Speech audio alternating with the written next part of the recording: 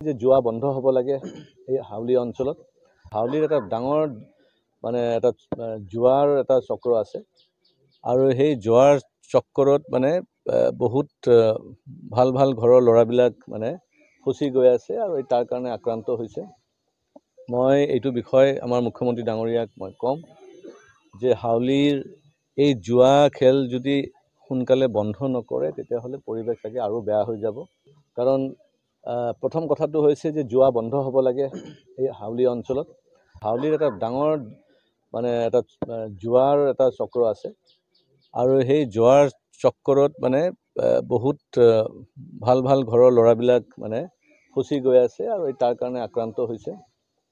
মই এইটো বিষয় আমাৰ মুখ্যমন্ত্ৰী ডাঙৰীয়াক মই ক'ম যে হাউলিৰ এই জুৱা খেল যদি সোনকালে বন্ধ নকৰে তেতিয়াহ'লে পৰিৱেশ চাগে আৰু বেয়া হৈ যাব। কাৰণ প্ৰথম কথাটো হৈছে যে জুৱা বন্ধ হ'ব লাগে এই হাউলি অঞ্চলত।